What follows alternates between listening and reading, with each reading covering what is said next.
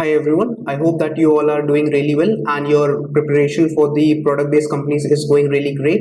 So, like we at Geeks for Geeks, we are launching a new series that is Microsoft in 29 days. And in this series, what we'll be doing is we'll be having 29 days in which we'll be solving in every day we'll be solving two problems per day, and I'll be giving you three problems as homework. So why are we starting this series? Basically, we are starting this series because if you look at Geeks for Geeks or any other websites and you are preparing, let's say for Microsoft, so you will see that there are, let's say, 400 or 500 problems for Microsoft. So if someone wants to prepare quickly for Microsoft, then they are not sure like which type of problem they should solve or what problems should they pick up. So that's why we have started an initiative that if someone is there who is preparing for, let's say, a company like Microsoft or similar companies, then they can take the benefit of this series. And in this series, as I mentioned, we'll be having 29 days in which in every day we'll be solving two problems, and I'll be giving you three problems as homework, as I mentioned, so that you can solve. And by doing this, almost by the end of these 29 days, what will happen is you will be solving almost 150 problems. And in that case, you can see like your preparation will also boost up, and also you will also develop a continuous habit of solving the questions of the product based companies, and especially like in this case Microsoft. So let us start with the very first problem for the series. The first problem that we'll be discussing is longest subarray with sum divisible by k. So the problem has been asked in Microsoft. It's a medium level problem. It says that we have been given an array which consists of n integers, and we have been given a positive integer k as well. So we have to find the length of the longest subarray with sum of elements divisible by the given value k. Okay, so you must have, like, when you see longest subarray, so you in your mind the question must be coming like longest subarray with sum equal to 0, longest subarray with sum equal to k. But here the question, you can see the quality of the question, longest subarray with sum divisible by k. So let us try and understand with the help of the example. So let us say we have been given 2, 7, 6, 1, 4 and 5 as a sample input. So we have been given what, 2, then 7, 6, then 1, and let's say we have been given 4 and 5, right? So if this has been given to us and the k value has been given as 3, so suppose it is asking you to find the subarray with the length as 3, that is find the subarray which is having maximum length and it is divisible by 3. So if you will try and observe, so there can be many arrays, but what can be the maximum array? So if we can see here, so basically if we see here, so in this case, if we try and have a look, so let's see the example. So it is saying that the maximum array length is 4. Now what is that particular array? So in this case, what we can try to observe is this array that is there, this particular array. If I'll highlight this up, so this particular array is the maximum subarray, right? Like this is the maximum length subarray which is having the sum which is divisible by k. Because if I see the sum of this subarray, so that is nothing but 7 plus 6 plus 1 plus 4, and I think it's going to be 18, right? And you can see 18 is divisible by 3, right? Because 3 into 6 will give me 18. So that's something that will be there. So like, how do I get this? So one of the ways that I can think of, like, if I talk about the brute force, right? If I talk about the brute force approach, so what I can think of in this problem is basically I can put my eye here and I can try to generate what I can try to maybe generate all these subarrays, right? So maybe I'm thinking what I can maybe do it in order of n cube or order of n square. So maybe one of the ways is that you generate, like in the brute force manner, what you do is you generate all the subarrays, right? All the subarrays, right? You generate all the subarrays. For generating all the subarrays, it will be order of n square. Then what you do is you find the sum of the subarray, right? So it will take order of n time more. For this you will be doing, right? For generating all the subarrays, order of n square, then order of n for every subarray, for iterating through every subarray and finding the sum of that subarray. So let's say what will happen if you start from here, then you will consider just this element, then 2 and 7, then 2 and 2, 7 and 6, then 2, 7, 6 and 1, then you will consider 2, 7, 6, 1 and 4, then 2, 7, 6, 1 and 5, like this. So if you will do it like this, so what will happen in that case? In that case, the time complexity will be like you will be generating the subarrays, and then you are iterating through that subarray to find the sum. So it will take nothing but order of n cube time, right? And that will be a lot, because in that case you will say that if the particular subarray sum is divisible by k, so you will say that the length will be something like j minus I plus 1 kind of thing, right? But that in that case that will take a lot of time, right? Because if I mark the indexing here, so let's say 0, then 1, then 2, then 3, and then 4, and then 5. Okay, so you'll say that this and this is the length. Okay, so you'll say that subarray ending at the index 4 and starting at the index 1. So that means 4 minus 1, that's going to be 3, but you will increment 1 because the total number of elements is 4, right? So that's what I said, j minus I plus 1. Now this will take time. So you can optimize this further as well, right? Basically, you don't need to generate all the sub-arrays, but what you can try to do is, like, you can do it instead of doing it in order of n cube. Instead of generating all the sub-arrays, basically what I was saying was, you start a loop like int I starts from 0, I is lesser than n, and then you do I plus plus, okay, and then you start another loop. Let's say j starts from I plus 1, okay, j is going to be lesser than n, and you do j plus plus. Then what you do is, as I mentioned, you do k starts from what, I, and k is lesser equal to j, okay, k is lesser equal to j, and in this loop you are iterating, right? So this is order of n, again this is order of n, and this is also order of n. So three loops, one inside the other. So that means what, it's going to be order of n cube, and that's going to take a lot of time. So how can we optimize this thing further? So for optimizing this thing further, what I can say is that you don't need to generate, right? You don't need, there's no need for generating all these sub-arrays, right? Basically you can do what, you can simply move one by one, and then you can keep on changing the sum, right? So maybe you can here say maybe that your sum will be initially 0 starting from here, and then you will include this element, right? So you'll say that sum is equal to what, sum is equal to nothing but sum plus is equal to, you'll add sum plus is equal to what, sum plus is equal to array of j, you will say, right? So every time you will keep on adding, and if it happens that the sum is divisible by 3, like sum is divisible by k, right? So in that case you will say that this particular length you will be considering, right? So that's one of the ways to do it, but again it's not optimal because it's going to take order of n square time. So how can we optimize this further? So we can optimize this thing further by using the concept of this maps, right? Basically we can use the concept of hashing here. Now you will say that like one of the things that we can figure out is, like, if we try to use the optimal methods. So one of the ways that we know in longest sub-arrays, the concept is prefix sum, right? First of all, you calculate the prefix sum. So if you see here, so the sum till here will be 2, sum here is 9, sum here is 15, sum here is going to be 16, here it is going to be 20, and here it is going to be 25, right?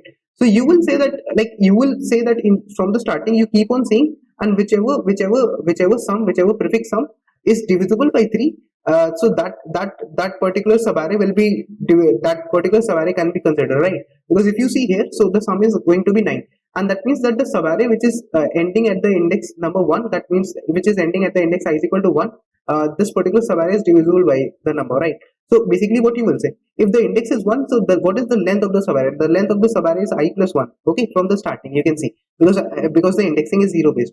Now if you see for this one, like for 15, you can see that the answer will be what, I plus 1 again.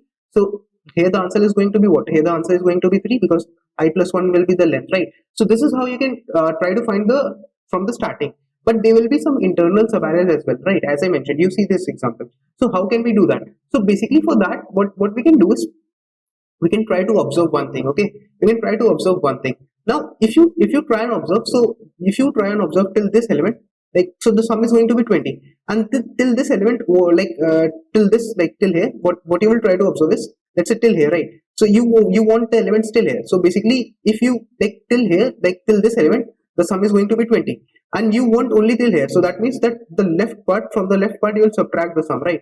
So basically if you have 20, so you'll do 20 minus 2, so you'll get what, 18, and 18 is divisible, right? 18, this sum 18, that is the sum of this sub-array, it is divisible. So how are we going to consider that as well? So that's the case. So in this case, what I can think of is, if I try to observe the pattern. So 20 is what, 20 is nothing but, if I say 20 is nothing but 6 into 3, like 6 into 3 plus what, 6 into 3 plus 2, and what is this 2 is nothing but 0 times 3 plus 2, right? So if I subtract these two numbers, so what will I get? I'll get 18, right? So basically how am I getting this thing? Because what is happening, if you will observe here, so the remainder part is the same in both, right? So that is the situation here. That's most important thing here.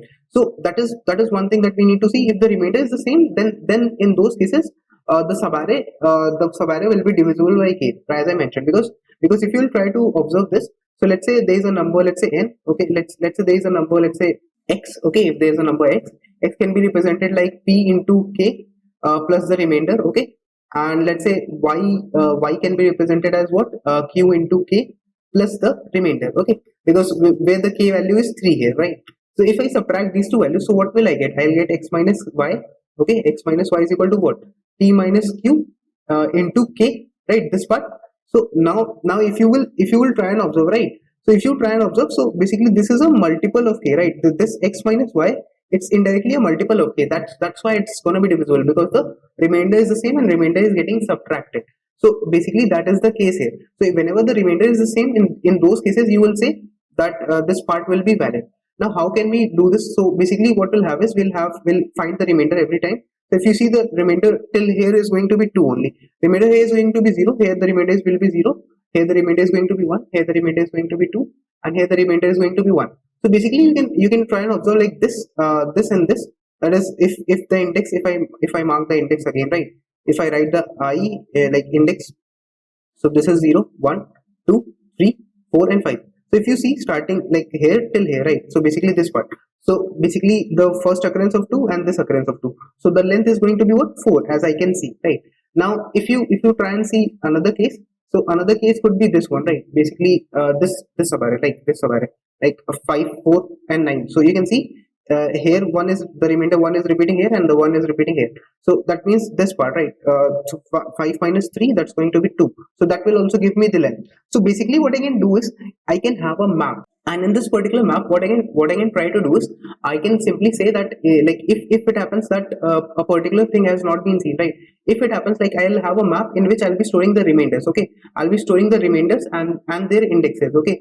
So if it happens that a particular remainder is seen for the first time, if a particular remainder is not present in the map, right? So I'll say that I'll initialize I'll say that the remainder will be initialized to its very first occurrence, right? Right after this, whenever it's repeated, right? Let's say this 2 is repeated here. So I'll say that if it's found for the very first time, okay, if it's found for the very first time, then well, fine, I'll store it in the map. But if it is already present in the map, if this 2 remainder is already present in the map, then at the ith index I'm finding it. So I minus map of remainder, right? It's from its very first occurrence, I'll subtract. Now I'll say that why are we not updating? Like, will after we get this at this index, let's say we have another 2, so will we update to this index? No. Basically what I'm saying is, suppose you have 2, like as the remainder you are finding it. Let's say you are finding it as at I is equal to, let's say 5. Let's say you are finding it at I is equal to, let's say 9, and you are finding it at I is equal to 11, right? So if you are finding this remainder, so like in the map, what will you do? In the map you will store the index 5 only. Why? Because what happens when you are at this element, right? So you'll say that okay, you want to find this length, and that this length comes out to be 4. And remember that you always need to find the longest subarray which is divisible by k. So you will consider this. But when you go forward, so will you update in your map? Will you update to this? If you update to this, then what will happen? If you are at this 2, so this length will come, right? This length you are calculating. But I could have calculated a better length, and that length could have been what? I could have calculated this particular length, right? This particular length I could have calculated. So that's why when I will in the map, I will store the very first occurrence of the remainder. If a particular remainder is found for the first time, so that particular occurrence I'll store in the map, and I'll use it repetitively for my advantage part, right? So that's how I can find the maximum. And now there's one more condition, right? There's one more condition. Now you will say that okay, that's completely fine. But what if let's say there are instances when the remainder can be like, let's say when the numbers are negative, right? So there's one thing that you need to consider when the negative numbers are there, right? If the negative numbers are there, then the remainders can be negative as well. How? So let's say if I talk about a number, let's say -3, okay, not -3, let's say if I talk about a number, let's say -4, okay. So -4 I can write it as what? Maybe I can write -4 as something like 3 into -1, okay, and -1, okay. So if you see, if I do -4 modulo 3, so I can get maybe -1, okay. Can I can get this. So suppose like in this case you're getting this, right? So is it actually fine for me to keep the track of the negative remainders as well? No. In that case I'll be losing some of the answers. Why? I'll tell you. Because I can express this number as positive, as having a positive remainder as well. Because what I can do is I can say that -4 can also be represented as nothing but what? It can be also represented as something like 3 into, let's say, -2. So if I do this, so this will be what? -6. And if I want if I want a 4, okay. So what I can do is I can do a +2. So that's nothing but -6, and +2 will give me a -4, okay. So you can see that I can have a positive remainder as well as a negative remainder. But like if you see here, right, I could have a negative, I could have a positive remainder for it. So let's say if I had a number 20, so 20 mod 3 would give me 2, okay. But -4, if I just do modulo 3, so it will actually give me -1. But how like I should consider that I could have seen the remainder as 2 as well. So like this could have been given me the remainder 2 and my length could have increased because of this. But if I just take the negative, so in that case I'll be in trouble, right? I'll not get the maximum part. So that's why what I can say is, like if you're getting a negative remainder, right? So like let's say when you do minus 4 modulo 3, so let's say if you're getting minus 1, so what you can do is you can add k to it. So if you have minus 1, okay, if you have remainder as minus 1, when you add k to it, so what do you get? You get like minus, suppose k value is 3, suppose k value is 3 here, right? So in this case minus 1 plus 2 plus 3 will give me nothing but 2, and that's nothing but the positive remainder, okay? So that's how we'll always, whenever the remainder is negative, we'll convert it to positive, so that we do not lose any chance. Why? Because let's say if we consider this case only, if we consider a case where we get like we are talking about the remainders, okay? So where we talk about the remainders and we have the remainders, like here we have the remainder, like let's say 2 2 2. So you will, in your mind, you will think that okay, this is going to be the maximum length of array. But is it actually going to be the answer? No, because if you make this positive, if you, whenever you find a negative remainder, so you add it with k, so it becomes 2. So that means the maximum length that you will be having will be from here till here, right? So that's how you will not end up getting a wrong answer by, like, you can avoid getting the wrong answer by adding plus k to the remainder, so that it always you are considering all the positive remainders, and in that case you can optimally check for the maximum length of the maximum subarray, which is divisible by k. Okay, now let us try and write the code for this. So what I'll be having is, I'll be first of all declaring an ordered map. So one ordered, I'll be having an ordered map and int comma int. Okay, so what I'll be doing further is, I'll be having an ordered map. After this, what I'll do is, like, empty I'll declare, and then what I will do is I'll have the int sum initialized to 0, and once I have initialized the sum as 0, so I'll start iterating. So for I'll say that for my int I is going to start from 0, okay, and I is like I will be lesser than n, because I'll be iterating till the end of the array. And what I will say is that sum plus is equal to array 5. So I'll add the ith element, and suppose what happens if my sum becomes 0, right? So I'll also have a maximum variable, so I'll declare that. One second. So I also need a maximum variable, let's say like int mx is equal to 0, that will indicate the maximum length, okay? So I'll say that sum is initially 0, like if the sum mod k, right, if the sum mod k is equal to 0, if from the starting, right, if from the starting a particular subarray is divisible, right? So in that case, like as I mentioned, if you are checking from the starting, and let's say that you get the remainder 5, then you get the remainder 3, like then let's say you get the remainder 2, and let's say that then you get the remainder as 0. So that means that at this particular point till this ith index, the from the starting it is divisible, right, considering of all the elements. So that's why the length will be I plus 1, okay? So that's why what you will say is that you need to check the maximum length. So maximum is equal to nothing but maximum of this length will be I plus 1 comma the mx, okay? So you'll keep a track, like up till now whatever maximum length you have stored, is that the maximum, or is the current length I plus 1 maximum? Whatever is the maximum, you'll consider that. And after that, what you need to say is that if suppose, like, basically you can maybe store it in this part, like instead of this we can have a remainder part, and I can store it like this. Let's say int remainder is equal to nothing but sum modulo k, so that I can avoid repeatedly calculating it. And what I can say is that if, as I mentioned, if the remainder is lesser than 0, right, if the remainder is negative, so what you do is remainder plus is equal to k, you add k to the remainder, so that you are always considering the positive remainders. Now if it happens that map.find, if in the map I'm not able to find the current remainder, okay, if it's equal to map.end, right, so if I'm not able to find the current remainder in the map, so what I will basically do is, I'll say that map of remainder is equal to I, right? So I'll store the ith index in the map.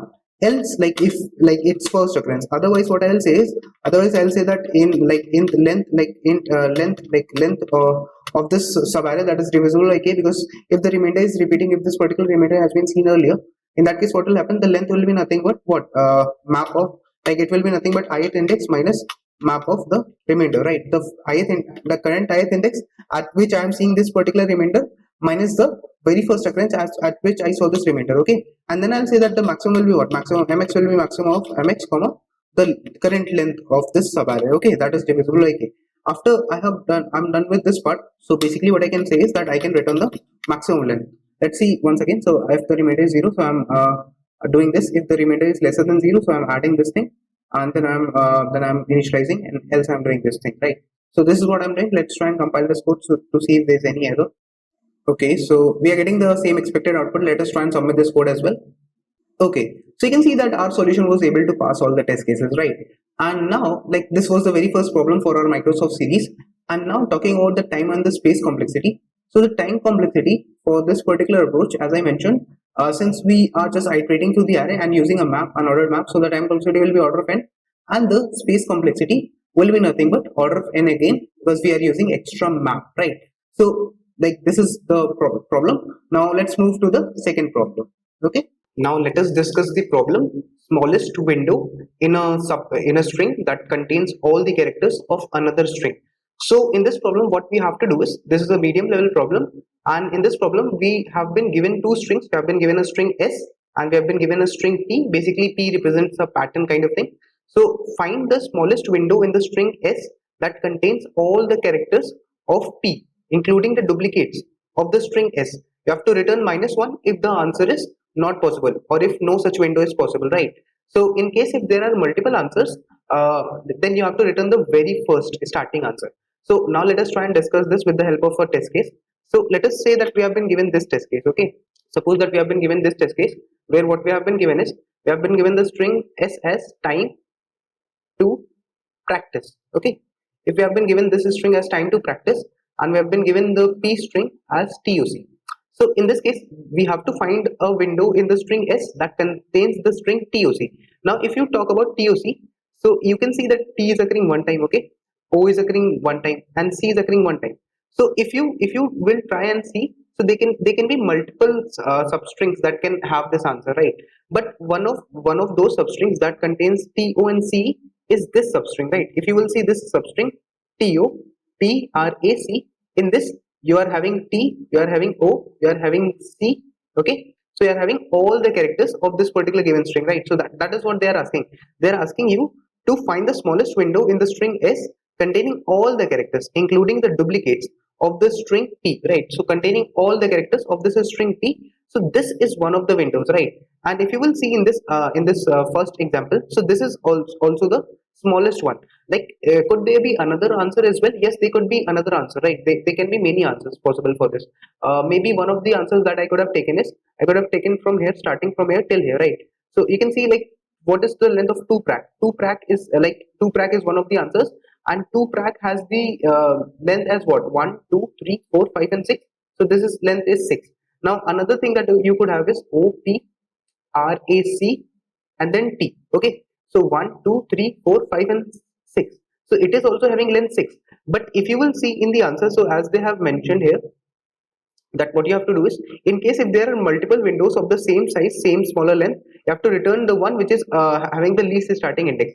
So in that case, you will see that OPRACT, right? OPRACT is having all the characters, like it is having O, it is having C, it is having T. It is also having length 6. So which one will you consider? You will consider this one, that is TPORAC, because T, like this string is having the starting character before the OPRACT substring. So that's why you'll consider this one. So that is one thing that you have to do. Now what could be the various ways to do it? Like they could be a brute force way to do it. And in the brute force manner, what you could do is, you could start from a particular character I, let's say, and then you could be moving your j one by one to see if all the characters, like if one by one you'll try to move, let's say you are here, so you'll try to see from I till j whether or not you are able to get all the characters of the string p or not. If you are able to get that, then you will store its length. You will say that j minus I plus 1 is the length. Okay, and you will say that maybe this could be the substring, right? So if you have the starting as I, right, if you have the starting value as I, so you can simply say that like this till this length you can generate the substring, right? But in that case, like generating all, like checking for all, will take a lot of time, and the brute force approach is not optimal for it. So basically what we can try to do is, we can try to use the concept of a little bit of hashing and sliding window. Okay, so what we can basically do in this case is, if you see this string and we have this p, like p string has tuc, like tuc, right? Let me just check. Yeah, so we have it as tuc. So basically what we can try to do is, we can try initially to have a map. Okay, we can try to have a map, and like we will not have a normal map, we will have a map, let's say, of 256 characters. So it will be kind of constant in nature, because we'll just be storing the characters. Okay, all the 250, suppose like in total there are 256 characters, so we'll have a map to store it. And then what we can do is, we can iterate through the first string. Okay, we can iterate through the pattern string, and we can store the occurrence of all the characters. Okay, so I'll explain you. So basically we will say that how many times t is occurring. We will say that t is occurring one time. Okay, we'll say that okay, how many times O is occurring one time. Then we will say that how many times C is occurring one time. So like whenever a particular character occurs for the very first time, right? So we will say that what is the count of the distinct characters? The count of the characters is nothing but here three. Okay, the count here is three. Notice that the count is three. So what we have to do here is we have to check whether all these three characters are present or not. Okay. So basically what we can try to do here is if I keep a I pointer here, okay, if I keep a I pointer here and then I start like I basically say that initially what is going to happen, the maximum length is going to be int max. Okay, the maximum length initially I'll say that the maximum length basically will be infinity, right? Like not maximum, basically the minimum, right? Because if I want to find the length, right, if I want to find the minimum, like minimum substring length, so basically minimum substring with the, like if I want to find the segment with the minimum length, so that's why I need to have a minimum initialized to initially maximum, right? So this is one thing that I'll be doing. So let us try and keep on writing the code one by one so that we can keep on understanding this fact. Okay, so what I'll be doing is I'll say that like what is the total number of characters. So I'll say that the distinct character initially will be 0. Then what I will do is I'll say that int map of 256, basically all for all the 256 characters initially their frequency will be 0. So I'll be marking them as 0, and then what I'll be doing is I'll be iterating to the second string.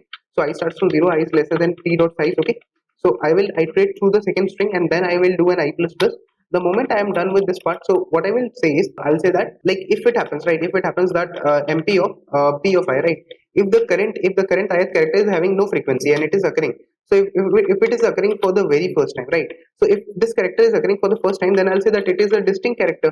So I'll say that I'll increment its frequency, like I'll say that the number of distinct element increases by 1, and then I'll say that I need to increase its frequency as well. Okay, so this is how I'll be counting the frequency. Now once I count the frequency, so I'll say that what I'll say that the result, or result is equal to what? Result is equal to nothing but int max. Basically what I'm trying to do, I'm saying that initially the maximum like minimum length will be int maximum. Okay, and then what I will say is that I'll have a start point. Initially the start point I'll assume to be 0. Okay, like that will be the starting point of the string, because substring, because suppose that after some iterations I will find this as the starting point. Okay, this as the start, right? This is where my start will be pointing, as you know, like after some iterations, as you know, like since this is the answer, so you know this is where my start will be pointing. So I can basically apply the substring function and I know the length, right? I know that what is the start. I will know that result will contain the minimum length. Okay, so result will contain 6 and start will be pointing here.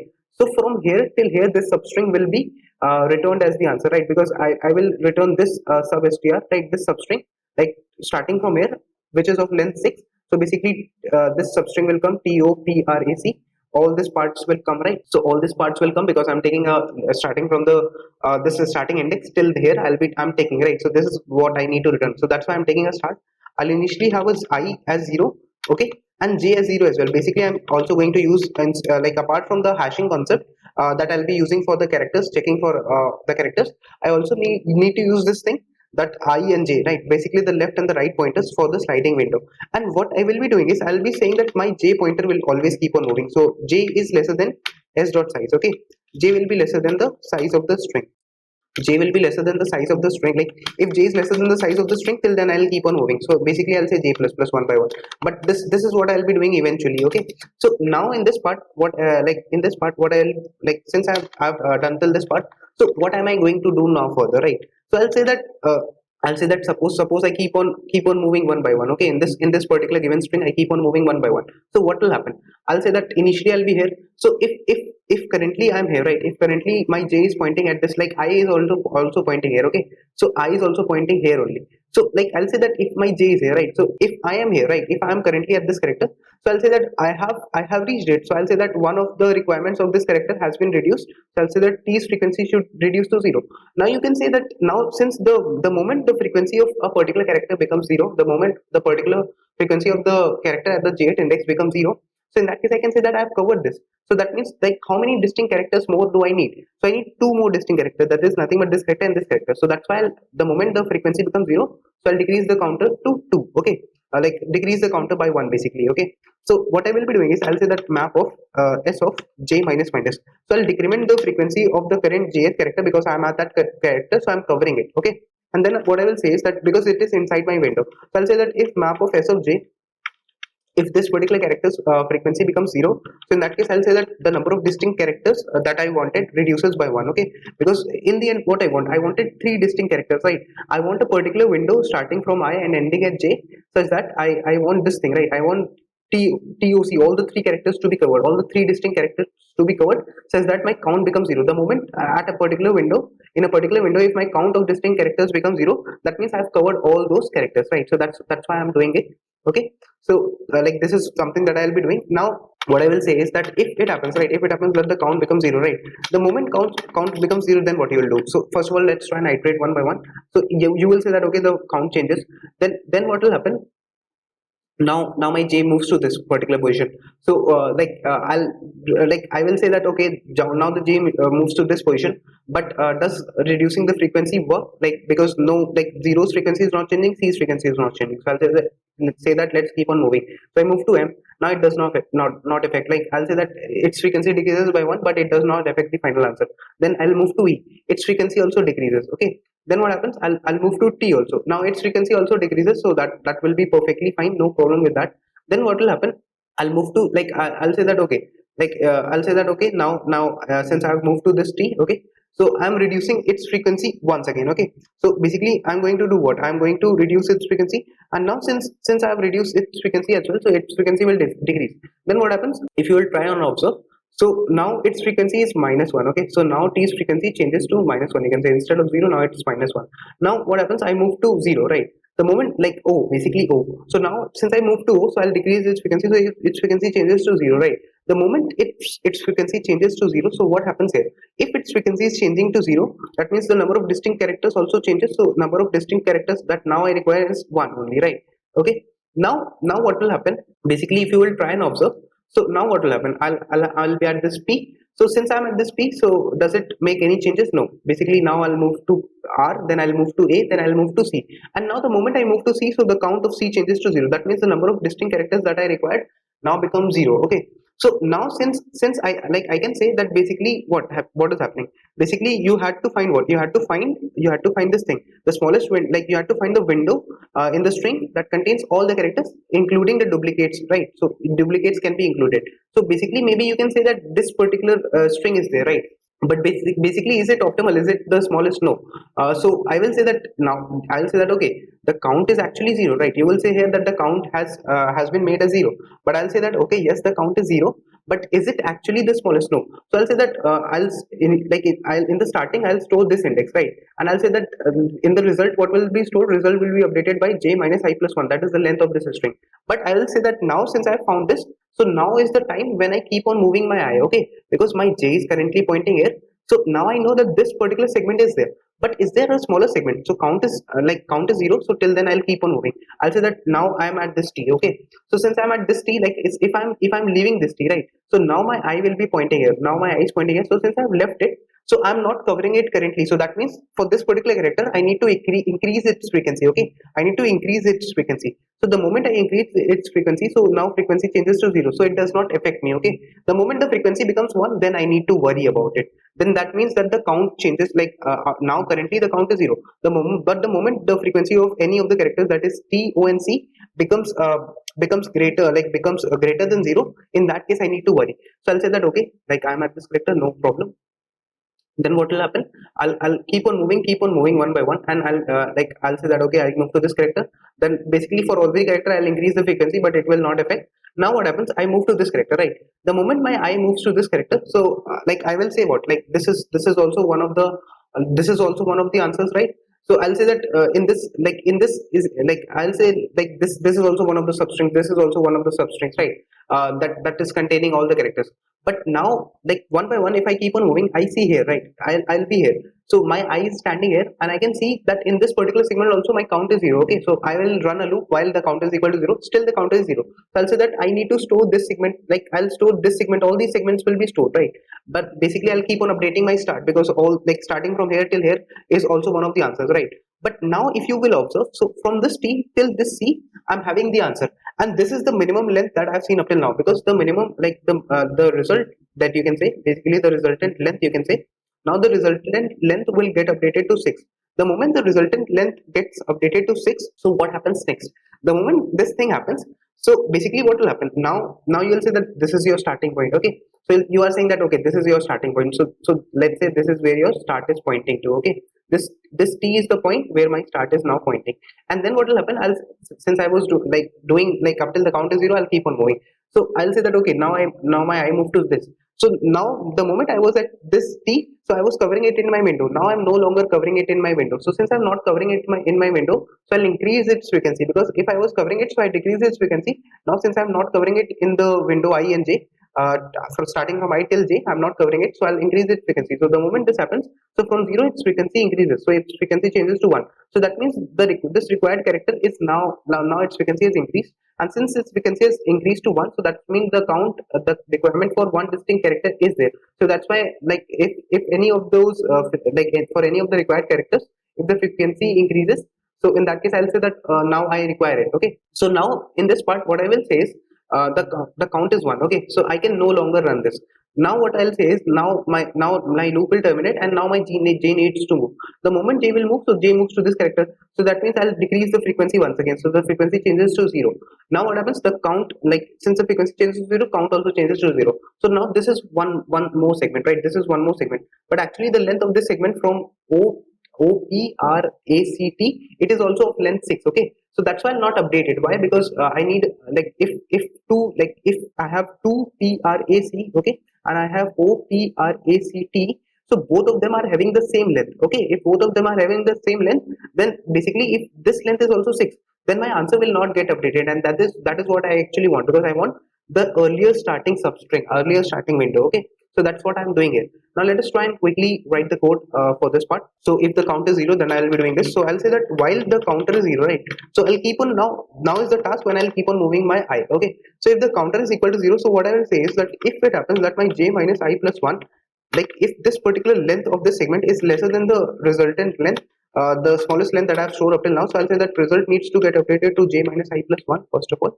And after this part is done, so what I'll say is, I'll say that now my starting point is what? Okay, my starting point is nothing but I. Okay, because why is my starting point I? Because as I mentioned, right, starting from the ith, because I is the leftmost point of this window, so that will be the starting point. And now what will happen, I'll say that now I need to move forward, right? Now my I needs to move forward, so I'll say that my I will be leaving this character. So if I'm leaving the ith character, that is the leftmost character, so I need to increase the frequency. Okay, and since I have increased the frequency, so I need to check that if the map of s of I, if the leftmost character in the current window, if its frequency now becomes 1, so that means now it is required again. So if its frequency becomes 1, so in that case I can say that I need to do a count plus plus, that is the number of distinct characters requirement increases. So that means this while loop will terminate. Otherwise, if it does not become 1, right, so in that case I'll in that case, like, it's things are perfectly fine. Okay, now what will happen, now the thing that will happen, because suppose that, like, as I mentioned, if this m was there, right, if this m character was there, so basically for this m character you change it to -1, then you updated it, increase it to 0. So that means it is not equal to 1. Basically the characters that will be equal to 1 will be these characters only, the required characters that are there, their frequency is only going to be greater. Okay, because if you see a particular character,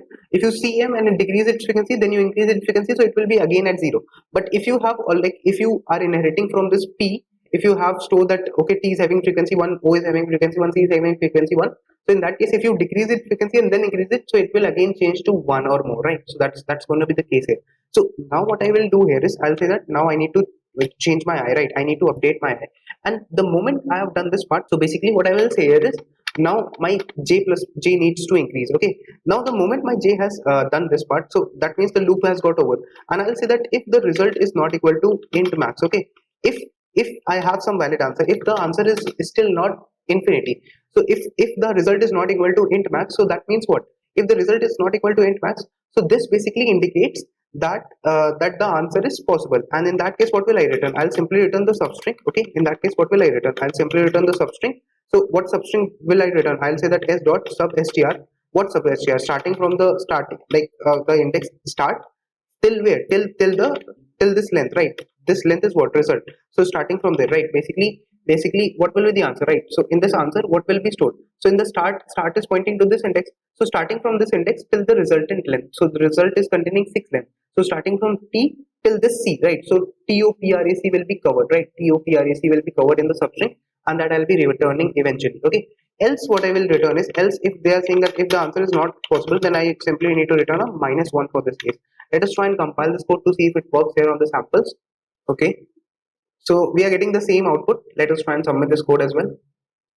Okay, so you can see that our solution was able to pass all the test cases. And now talking about the time complexity of this particular approach. So now since this is what this is a little bit of hashing approach, right? This is hashing plus a sliding window approach, okay, plus a sliding window kind of approach where we are moving our i's and j's. Okay, so since we are doing this thing, so basically what is the time complexity? Time complexity of this approach, because if you see our, like basically our j is moving, right? J is moving from 0 to n, okay, one by one, and then is also moving one by one, but both of them are independent of each other. Okay, so that means like for one time, like for one traversal of the whole string is done by j, so that means order of n, and another traversal of the whole string is done by I almost, so that means order of n. So basically the overall complexity will be linear only, order of n. And now since like talking about the space complexity, so since we are storing just the 256 characters, you can say, so you can say that we are having a constant space complexity. Why? Because like we are like the characters will be very less. Okay, so that's why. Now let us this was the problem. Now let us move to the practice problems for today. So the first practice problem will be key pair. So this is an easy problem. Now it's kind of, you can say it's inspired from the two sum problem. Basically you will be having an array and you will be given a number x. Okay, so you need to determine whether there exist two elements such that array of I plus array of j, such that I and j are different indexes, is equal to the x or not. Okay, so you need to find this thing. So basically if I'll say, so you need to do array of I plus array of j is equal to x. So this is nothing but the kind of two sum problem. So first of all you can try it using order of n square approach, then you can try to use a map using which you can do it in order of n time, and like you can use the space complexity for the map as well. Then this problem, like you must have heard about the three sum problem, but this is the three sum closest problem, right? So basically in this problem what they are saying is, they are saying that you have been given an array and you have been given a problem, you have been given a target value, and you need to find three integers in the array such that the sum is closest to the target. Okay, so basically they are saying that you need to find three integers that their sum is closest to the target. They are saying that what you need to do is you need to do array of I plus array of j, right, plus array of k, such that it is this sum, like suppose this sum is there, so this sum should be closest, right? This sum that you're getting, whatever sum, like you will be getting a lot of sums, so the sum that you're getting should be closest to the target value. Okay, so that this is also something that you can apply using the concept of maps. Okay, so very similar to three sum but a little bit of enhanced, that's why I'm giving you. Then the four find all the sum numbers, like four sum numbers. So basically in this what you will be given is, you will be given an array and you will be given another integer. So what you need to do is you need to find all the unique quadruple such that they give the sum equal to the given number, right? So basically what you need to do is you need to say that you need to find a of I plus a of j plus a of k plus a of l is equal to nothing but a particular given value, let's say target. Okay, so that's what you need to do. It's also very similar to the two sum, three sum and the sliding problem. So you can try this problem out as well, and thank you for watching this video.